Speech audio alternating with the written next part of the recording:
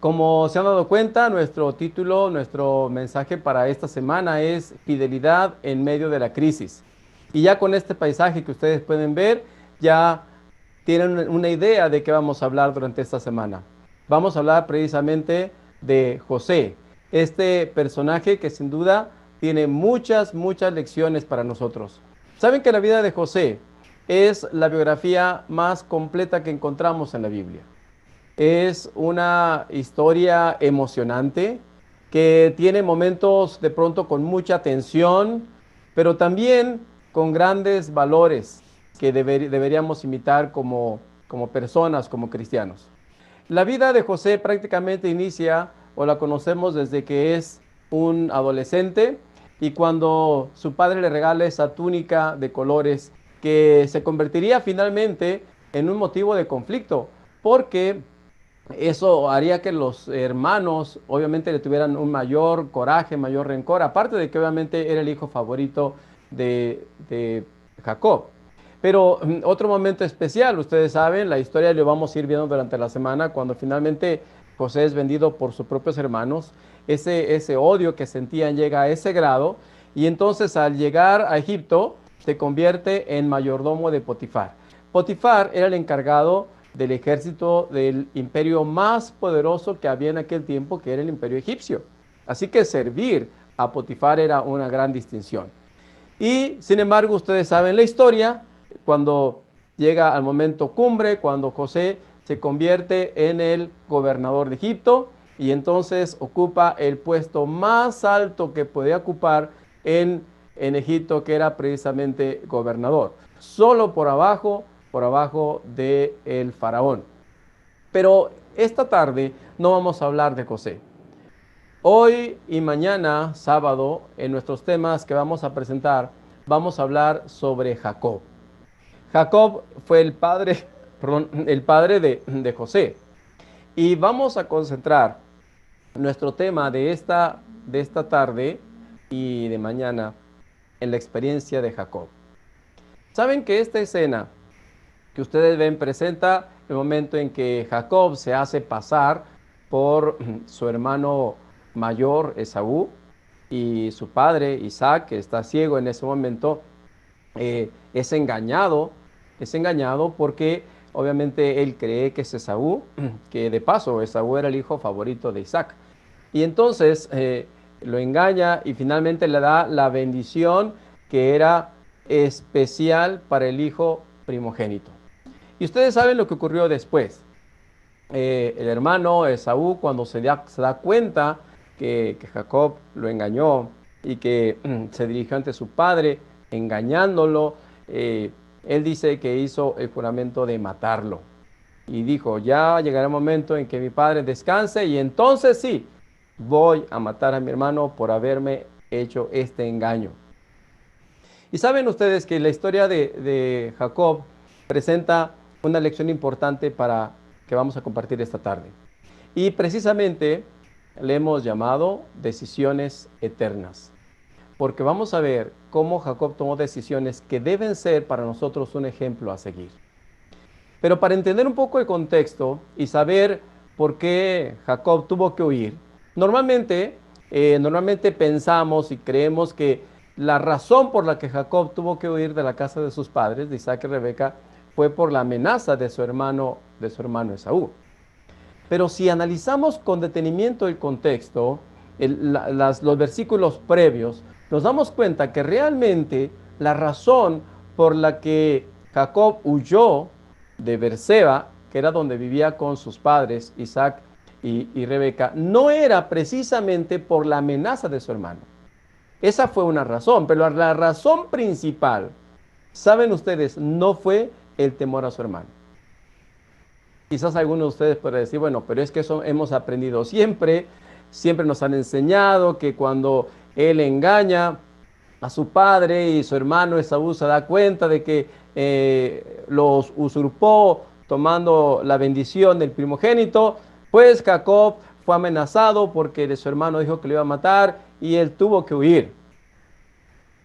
Pero saben que leyendo con detenimiento, entendemos que había una razón mucho más importante para irse de ahí. donde estaban sus padres que simplemente el temor a su hermano. Y para entender el contexto, dentro del tema decisiones eternas, quisiera que veamos el texto que se encuentra ahí en Génesis 26, 34 y 35.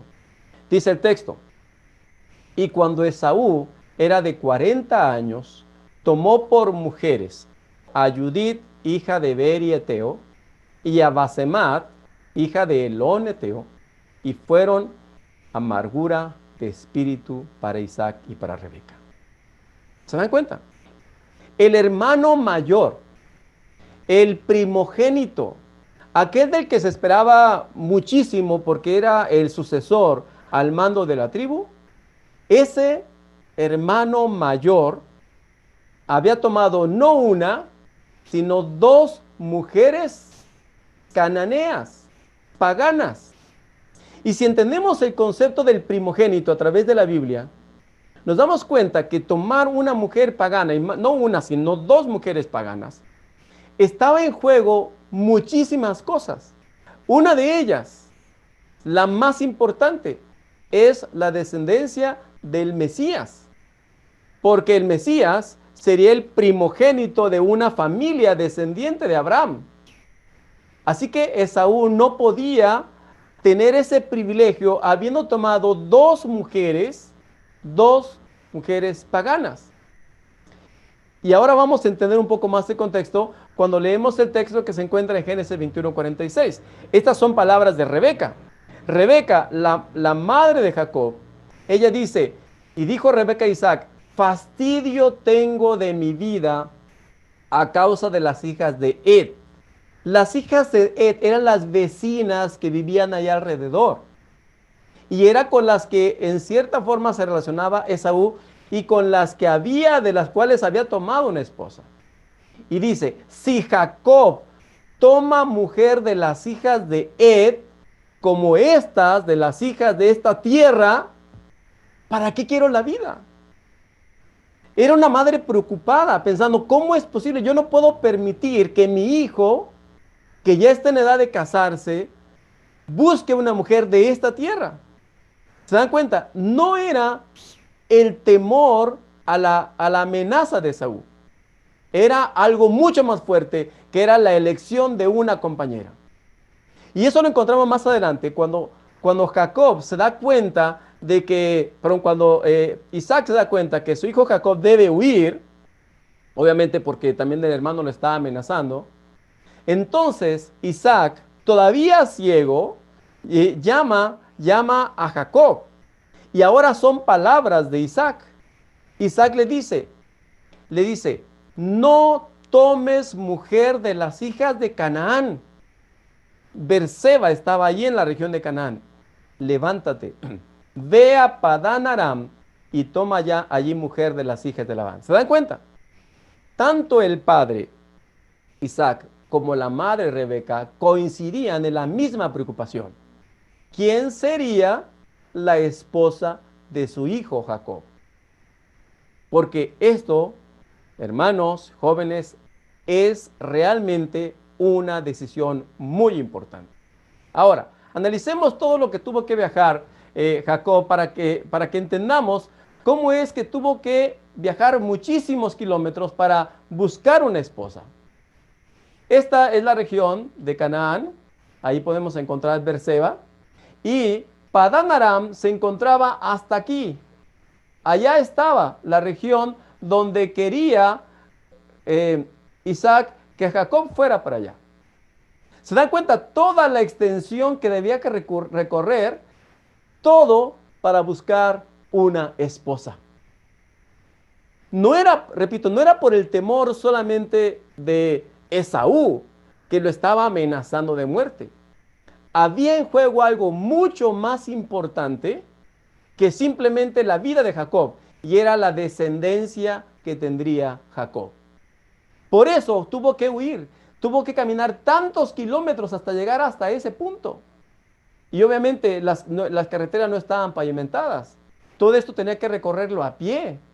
No llevaba caballo, no llevaba camello, no llevaba nada. Todo tenía que recorrerlo a pie hasta ese lugar. Y muchachos, esta es la primera decisión eterna de tu vida. ¿Quién será tu esposo o tu esposa? Saben, yo trabajo con muchachos adolescentes en el colegio aquí en Nogales. Tenemos alumnos desde, bueno, doy clases desde secundaria hasta preparatoria. Pero la verdad es muy triste ver cómo muchos de nuestros alumnos, especialmente las chicas, sin tener la suficiente preparación, toman decisiones como tener relaciones con tanta facilidad y entonces cargar con el compromiso de educar a un hijo. Y les voy a decir algo. En la mayoría de los casos, las chicas terminan solas. Es cierto. Y yo podría mencionarles algunos nombres de mis alumnas que están ahí luchando. Dicen que tener o embarazarse en la adolescencia es algo mágico, porque aparece un hijo y desaparece un padre. Y realmente, ¿cuántas chicas no piensan bien en este punto y entran en este proceso de ser madres siendo aún adolescentes o bien escogiendo a un compañero con el que de alguna forma las engañó, les habló bonito, les cantó una canción o no sé qué les dijo y quedaron entrampados en ellas? La primera decisión eterna que quiero presentarte en esta noche es: selecciona correctamente a tu esposo o a tu esposa. Jacob tuvo que huir para buscar a una esposa, para buscar una que pudiera, a través de la cual, tener la genealogía y la descendencia para que naciera Jesús. Deja de mencionarte 4 principios en relación con la selección de un esposo. Número 1, no olvides, la Biblia es muy clara. El matrimonio es heterosexual. Hoy tenemos una presión muy fuerte en la sociedad. Y ahora es muy común, especialmente con personajes públicos, con artistas, con gente muy reconocida, que le llaman salieron del closet. Pero el matrimonio en la Biblia es heterosexual. Número 2, el matrimonio es de 2, no es de 3.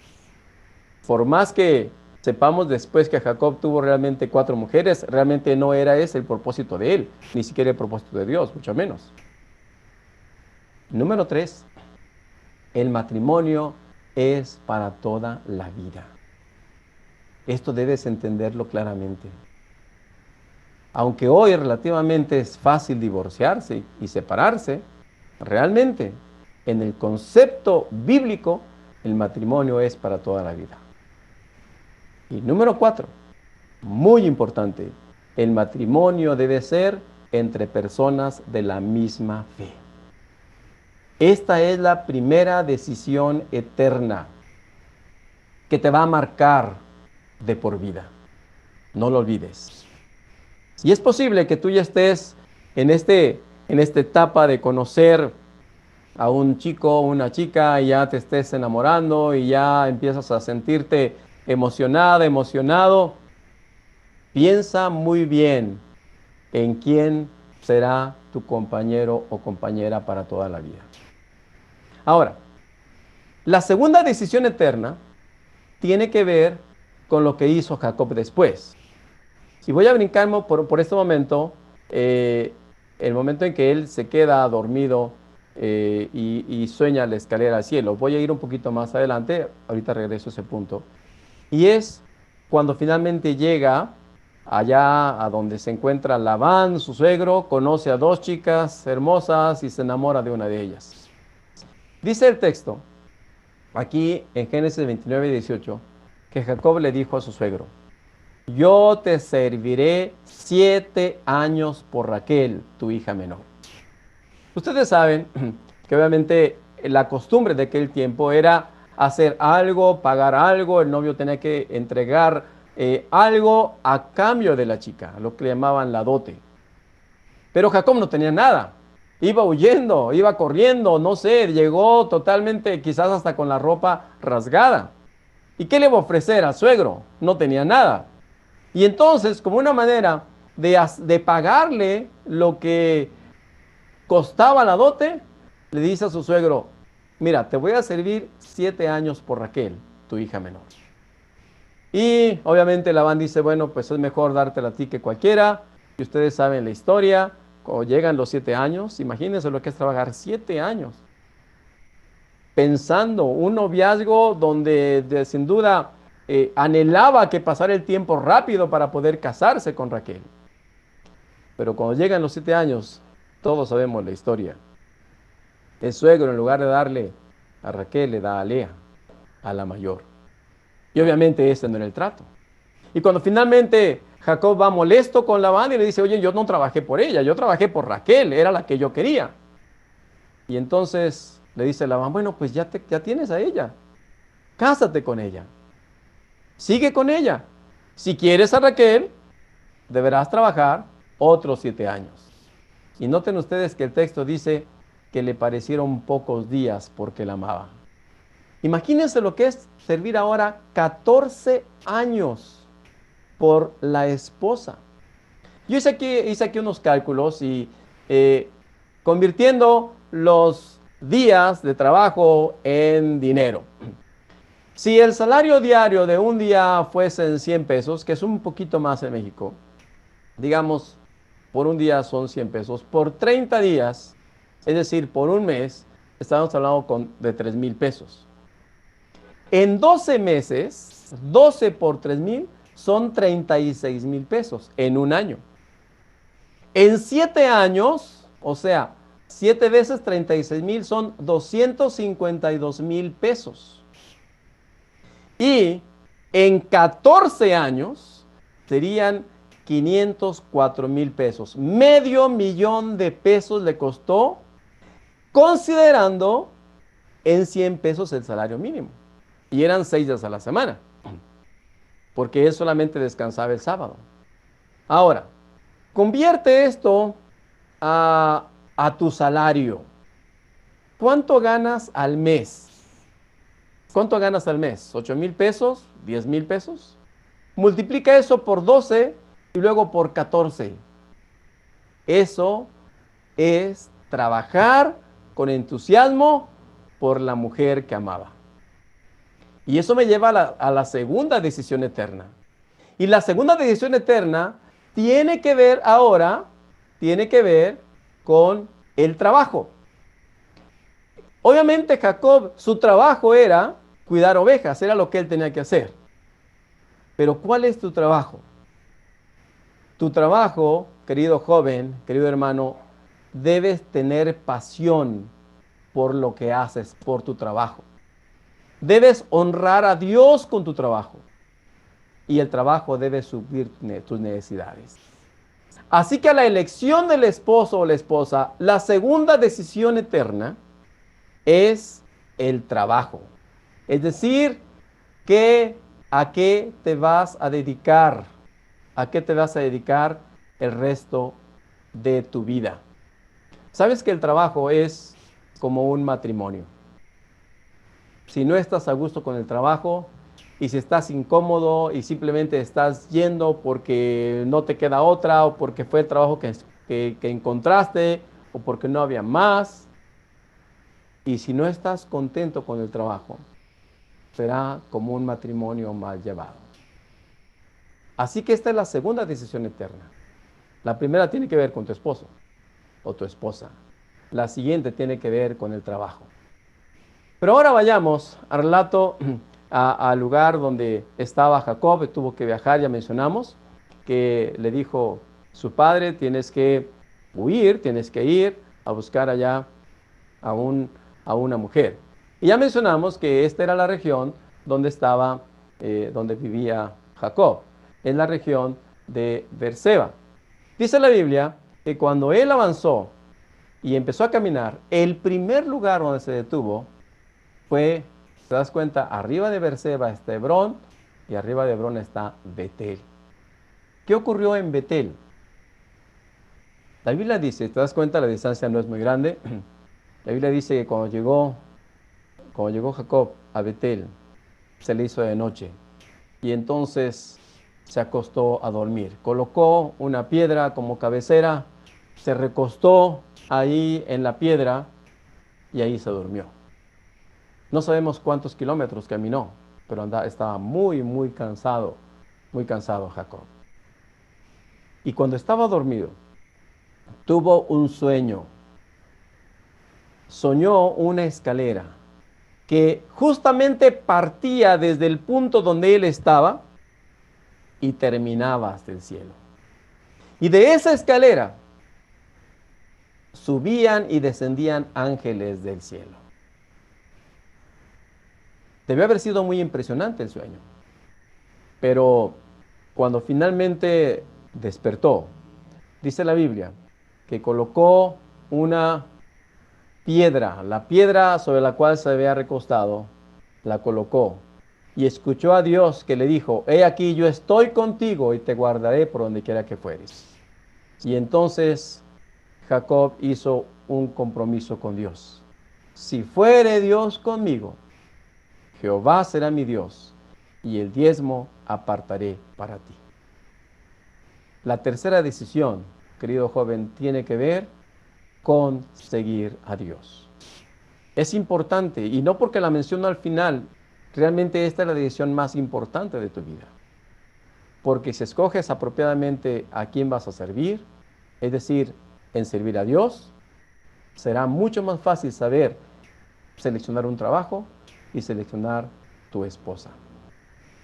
Y aquí Jacob hace un pacto con Dios y le dice, voy a servirte para siempre. Y cuando hablamos de Dios, queridos jóvenes, hay tres cosas que quiero mencionarte en relación con Dios. Número uno, no hay término medio. Con Dios no puedes ir al 50 o al 80 o al 90%. Con Dios tienes que ir al 100%. Número dos, debes comprometerte completamente con lo que tienes, con los recursos, con tus dones, con tus energías, con todo lo que eres. Necesitas comprometerlo al servicio de Dios. Y número tres, la decisión, es decir, servir a Dios, va mucho más allá que simplemente esta tierra. Tiene que ver con alcances eternos. Y aunque la coloqué al final, realmente es la decisión más importante. ¿Quién es tu Dios? Hoy estamos en un mundo donde, inclusive la lección de escuela sabática, donde todo el mundo de alguna forma crea a su Dios o tiene su concepto totalmente equivocado o simplemente no existe Dios, Dios eres tú. Pero realmente debemos entender que todo lo que somos es gracias a Dios. Y estas tres decisiones te van a marcar para toda la vida. ¿Sabes? La decisión de encontrarse con Dios, en el caso de Jacob, tuvo un impacto mucho más grande. El día de mañana vamos a hablar de ese encuentro con Dios. Pero cuando te encuentras con Dios, tiene que ser totalmente, íntegramente, dejando atrás todo. Y quiero aprovechar para contarte una situación que, bueno, nos tocó a vivir a nosotros, a mí en lo personal, cuando tomamos la decisión de servir para la iglesia. Como se mencionó al inicio, tuvimos la oportunidad de estar como ser maestros. De hecho, fue mi primera carrera que yo terminé y trabajar en varias escuelas. Pero antes de trabajar para la iglesia, tomamos la decisión de trabajar para el gobierno. Y estuvimos trabajando en un Cebetis durante algunos años. Teníamos algunas horas, vivíamos relativamente bien, era en la casa de mis papás. De paso le mando un saludo a mis padres, a mis hermanos que están mirándonos. Y vivíamos, diríamos, cómodamente con ellos. Pero un día recibimos la invitación para trabajar en una escuela adventista. Nuestro hijo tenía apenas 1 año. Y era un sábado de tarde y uno de mis hermanos, que estaba como presidente en lo que era Sonora y Sinaloa en aquel tiempo, me llamó el sábado y me dice: Joel, tenemos, tenemos una invitación para ti y para tu esposa. Queremos que se vengan a trabajar a una escuela adventista en Agua Prieta. La llamada fue un sábado. Y me dijo: pero quiero que mañana me digas si te vienes o no, porque el curso ya está por empezar y necesitamos completar el cuadro de maestro. Yo recuerdo que colgué el teléfono y lo primero que hice fue: ¿dónde queda Agua Prieta? Fuimos al mapa y vimos la frontera allá. Y entonces lo comenté con mi esposa, obviamente, fuimos con mis papás a la casa de mis papás, vivíamos cerquita de ahí, de la casa. Y le dije: ¿sabe qué? Mi hermano Mercedes nos invita a trabajar en Agua Prieta. Y significaba dejar todo, dejar el trabajo que tenía ya en el gobierno, dejar la casa donde estábamos, dejar la casa de mis padres, dejar todo. De hecho, mis suegros son del mismo lugar, la misma ciudad de Cárdenas. Tenemos que dejar ese mismo lugar y tomar la decisión. ¿Sabes? No lo pensamos mucho tiempo. Ese mismo sábado, yo le llamé a mi hermano y le dije: ¿sabes qué? Aceptamos. Aceptamos la decisión de irnos a trabajar. Y dijo: bueno, pues queremos que se venga lo más pronto posible, porque vamos a presentarlos ya en la escuela. Mira, esos días nos cambiaron la vida por completo. Mi hijo apenas tenía 1 año, adaptarse a todo el cambio, tan solo el viaje era larguísimo, no nos fuimos en avión, nos fuimos primero en camión de San Luis a Guadalajara, después en tren desde Guadalajara hasta Hermosillo. Un viaje larguísimo. Creíamos que era el tren ese bala que va rápido, y no, era un tren lentísimo que cada ranchito se va parando. Y finalmente llegamos el siguiente sábado, llegamos a Agua Prieta. Y el domingo, ese sábado estuvimos en la casa de mi hermano y el domingo nos fuimos a conocer la escuela donde íbamos a trabajar, la escuela adventista, el Colegio Sonora en Agua Prieta. Y nos fuimos. Yo recuerdo cuando íbamos entrando a Agua Prieta, si alguien me está escuchando de Agua Prieta, la verdad tenemos recuerdos muy bonitos de Agua Prieta, pero en ese momento, estoy hablando de 1984, íbamos entrando a la ciudad de Agua Prieta y yo miré hacia el lado derecho: polvo, tierra, todo lo que hoy se conoce como Pueblo Nuevo.